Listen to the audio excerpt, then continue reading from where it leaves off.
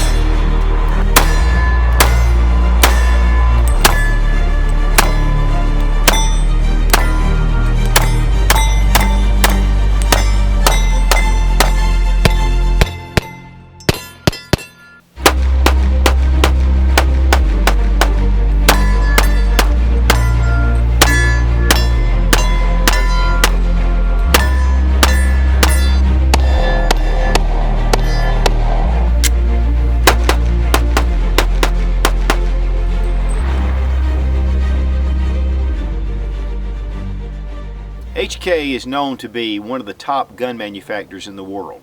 Starting in 1948 in Germany, these guns are super dependable, they're accurate, and they're just built like tanks. And that's one of the reasons why the U.S. military and their special forces have used these in a number of units. From the HK45 and then the HK45C, which we're looking at today specifically. This is known as the Mark 24 Mod 0. And this was actually a gun that was used during the raid against Ben Laden. Now, the HK45 was developed to make improvements over the USP series, which has been a really popular firearm with U.S. Special Forces for a number of years. With the HK45 and 45C, these were to be introduced in the U.S. military pistol trials to replace the Beretta M9. Now, when HK was developing the HK45, they worked with Larry Vickers and Ken Hackathorn to develop this pistol. This has also been adopted by the U.S. Special Warfare Command as the Mark 24 Mod 0. And that just speaks volumes of this pistol and the trials that they go through. But that's no surprise with an H&K. First thing we're going to do is make sure the gun is unloaded, drop your magazine, and it is empty. Now, one of the big changes was in the grip area. One of the things about the USP is it's a pretty beefy gun. Of course, the HK45 is no small pistol. It is shooting 45 ACP, but in the grip especially, it's much more ergonomic in my opinion.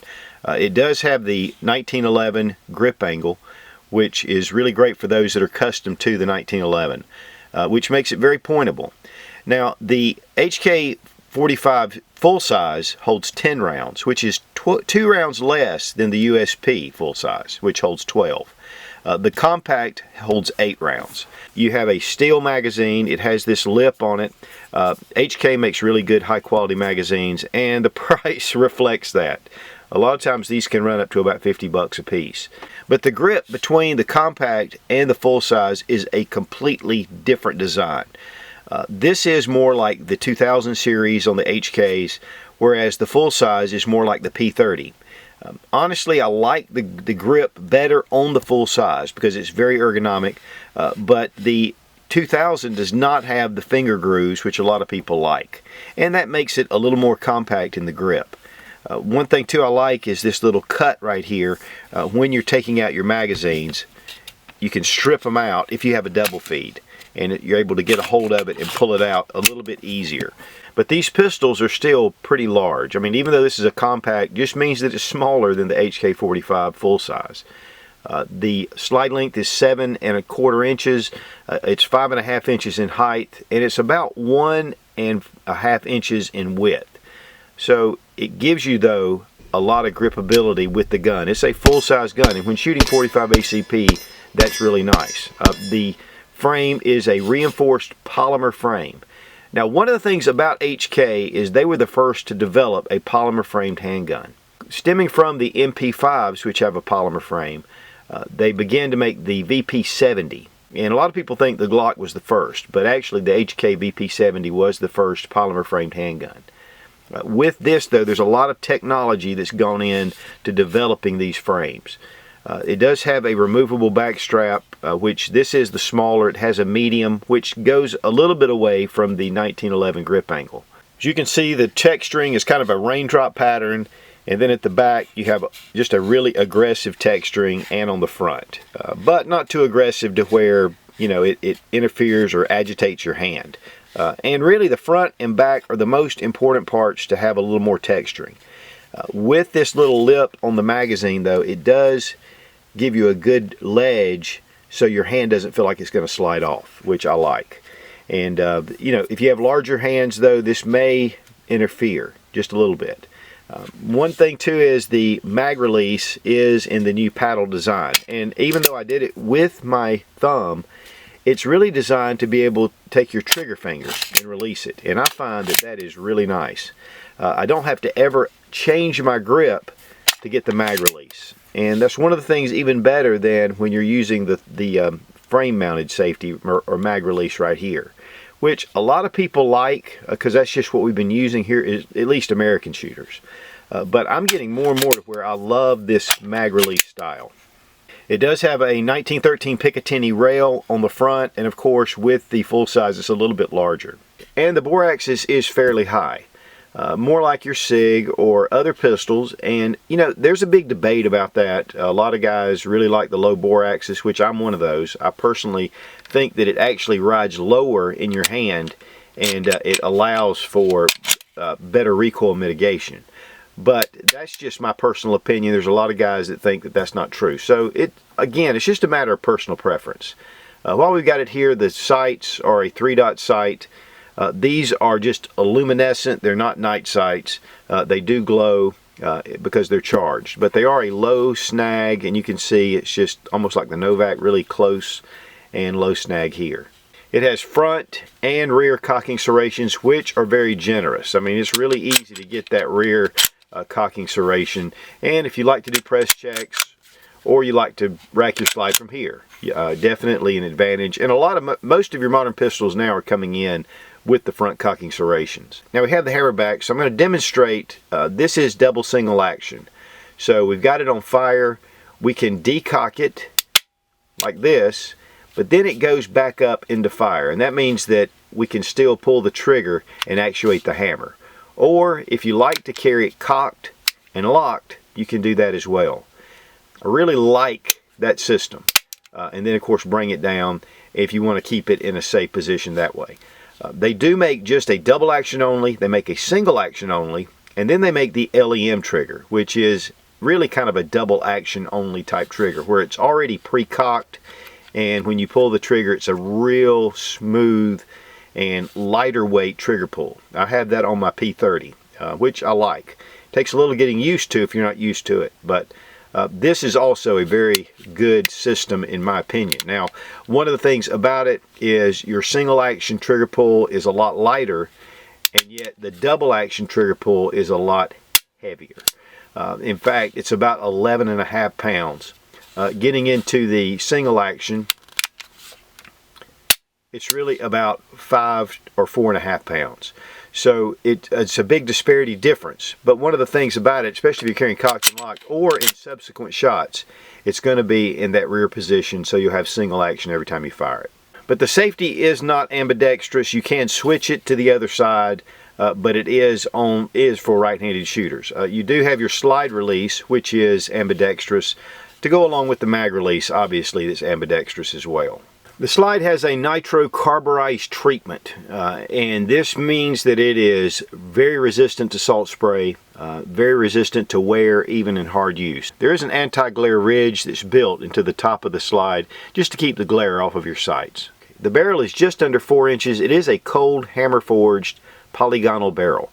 One of the big advantages of a cold hammer forged barrel is that it'll give you longer barrel life, period. And not only that, but having the polygonal grooves will also increase your barrel life.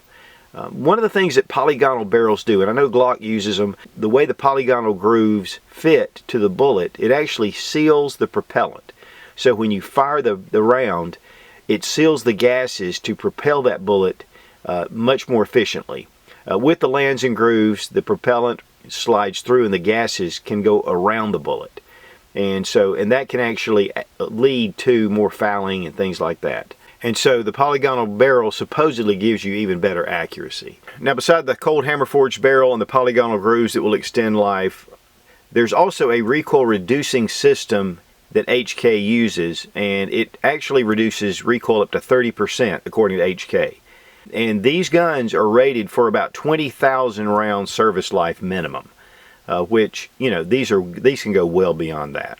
But they are rated for 45 plus P, which, you know, using plus P ammunition will definitely wear on your gun quicker, but these guns can handle it. There are threaded barrels available for these if you want the threaded. Now there is the tactical model, which already has a threaded barrel and other features, and it's pretty expensive compared to the HK45 and the 45C. Shooting this gun at the range is a pleasure in 45 ACP. It's definitely some more recoil, but it seems to come more back in your hand than flips. Something, and I know it has to do with that recoil system, but it's very ergonomic. Really, the full-size pistol is more like the P30 in the grip, and I have a feeling that it is much more even ergonomic. This is a kind of a straight wall, but still it gives you a good natural point of aim. The decocker on here makes it nice if you want to bring that round back and just get it out of the way, or if you like to carry it cocked and locked, it makes it nice. I typically like cocked and locked, so it was really great to be able just to bring that safety up, do what I needed to do, and then I could drop the safety.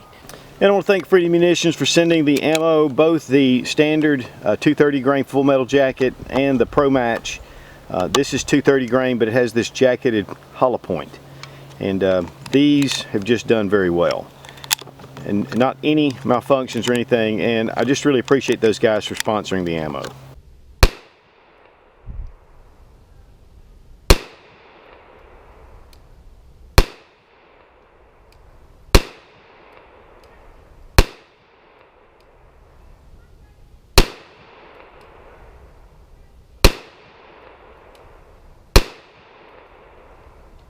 Shooting 10 yards using Freedom Munitions Pro Match, and that's their 230 grain jacketed hollow points.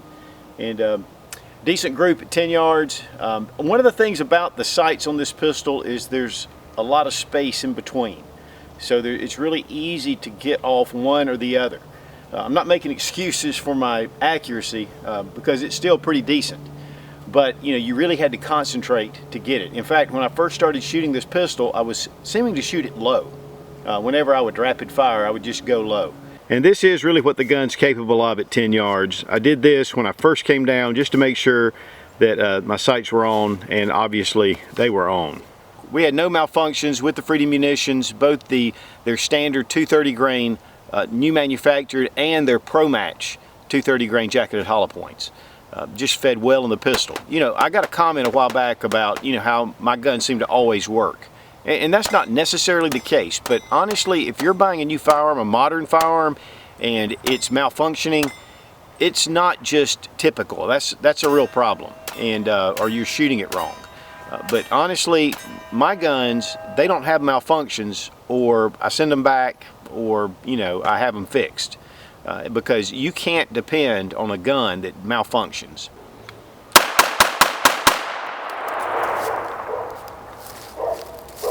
And HK is dependable. It's been proven for a long time. One of the things I do like, and I'm becoming more and more a big fan, is that paddle mag release on either side of the trigger. And I find myself using my trigger finger as much as I do my left hand, because I don't have to adjust my grip at all to hit that trigger finger. Even with the paddle, I've got to bring it around and hit it. Mags went in very easily. The little lip on the magazine gives you just a really good solid feel, a lot of confidence. And shooting 45 ACP, it really helps. Now we're going to break the pistol down. We're going to remove our magazine, double check to make sure the gun is empty. Now taking your slide, bring it back and line it up where the first part of the slide stop meets this little cutout area. Then on the back, at the part of the slide stop, there's a little dot, and you push that little pin in, and then you can pull out your slide stop all the way. Now you can just release, and you don't have to pull the trigger to disassemble. Now one of the unique features of the HK is its recoil system. And this is a recoil reducing guide rod, and you have a buffer here and with the flat spring. And number one, the flat spring is designed to reduce your recoil. Your buffer is actually to also help reduce recoil, but also cushion when the slide comes to the rear. And not only does that help with recoil, but it also keeps the wear down on your pistol. So this will also add, along with the polygonal and the cold hammer forged barrel, it will extend the service life of the pistol even longer. Next we have the Browning linkless design and the lockup, as you can see, and then we have this little gasket. It's a rubber gasket that fits around the barrel. Now a lot of times that's kind of an unusual thing, but what this does, it actually allows the barrel to really seal with the slide, and that gives much better accuracy. The gun does come with about 5 extras of these. Now here are the internals in the frame, and of course with the double action, single action hammer, and then your locking block is really recessed into the pistol. And then you have your slide rails here and here, or your frame rails. And then here's the interior of the slide. And one of the things about these pistols is they're just really well finished, and that's just typical for HK. And that's all you need to do to field strip the pistol. Just go in reverse order to reassemble. Lock in our barrel. The recoil spring and guide rod, it doesn't fit into the lugs of the barrel, it fits kind of on top. But you'll notice how it fits when you put it in. Then we go ahead and bring over our slide. Get it lined up with that cut in the slide. Drop it in. And you're good to go. One great thing about these pistols too is there's no magazine disconnect, which I hate. And we're ready for the range. Now we get the HK box with the HK logo. We're going to open it up. One of the things about HK, their box is not all that spectacular, which a lot of times with pistols that are as expensive as the HK, you would typically expect a little different. But for me, I don't use these boxes anyway. You do get 2 8-round magazines. You get your wonderful gun lock. You get your extra back strap. You get an assortment of O-rings for your barrel. And then you get this little tool. And there's no real explanation at first that I could find about this tool. But if you take your magazine out of your gun, there's a little place right here that you can take this and lock your gun out if you like to do that. So that's just an option. I personally don't like those kind of things because it's just another part that could go wrong. But if you need to lock out your gun, that's the way to do it. It also comes with a very detailed operator's manual. There's a lot of good things in here, and honestly guys, I would suggest that you read through this. It's really concise. Now the HK45 is one of the first to be produced in the United States from HK, made right in Newington, New Hampshire, and so that is pretty cool that they're bringing production here in the US. They do make a tan version, and they also make an OD version and a couple of two-tone versions as well. So there's a lot of different options. But this pistol, you know, is expensive, but guys, I'm telling you, it's HK quality and it's worth the money if your budget allows. The current retail price on the HK45C is $1,199. You can typically find this in a lot of gun shops for around the $900 range. Give or take 50 bucks on either side, just according to where you live. They do offer the 10-round magazines for the states that are not so free. And this gun is definitely expensive, but for really good quality, there's a price. And HK pays the price to make the good quality, and if you want this pistol, you pay the price. I want to thank HK particularly because they did send this pistol for the review. And again, like usual, I can buy it if I want, or I can send it back. It's HK, I'm buying it. That's enough testimony right there. But I always say that before you purchase any firearm, look at a number of reviews and see what's best for you. There may be something that someone else has had a different experience with, maybe something that you can relate more to. So check out the different ones. I know I do before I purchase a pistol. Now as far as pros and cons, pros are pretty evident. It is an HK, it's made to high quality standards, and they just perform. Just great pistols all the way around.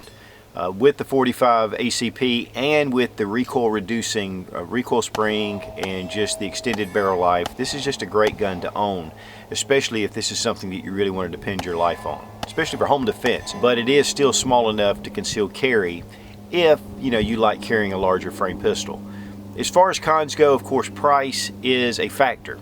Now, to me, price is not a con because it just is what it is. Just like a brand new Corvette costs what it does, or a Lamborghini for that matter. But this pistol is not just one of the more inexpensive pistols. You're going to pay a premium price for it. Is it going to be worth it to you? That's for you to decide. Secondly, I think the bore axis for me is typically a little higher than I like, but I find myself shooting guns with higher bore axes just as well as I do with those that don't. And there's a big debate about that, obviously. One thing, though, that I did have a few issues with at the range was getting it on sight.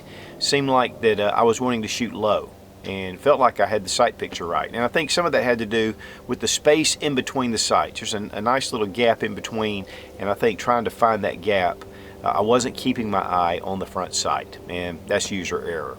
They do make aftermarket sights for this if I want to get something a little different, but I think once you get used to it, you're spot on. And HK is a legend in the firearm world.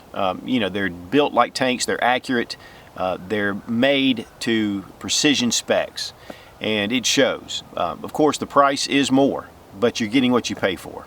Be strong, be of good courage. God bless America, long live the Republic.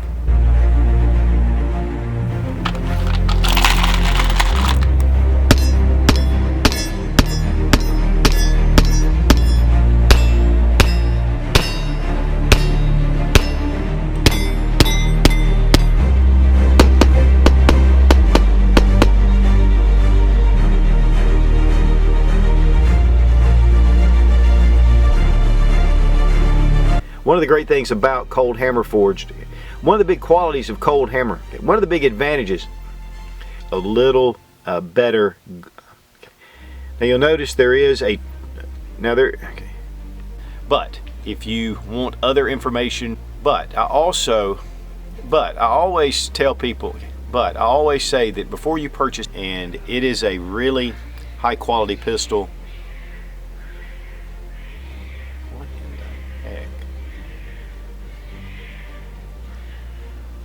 Cat fight.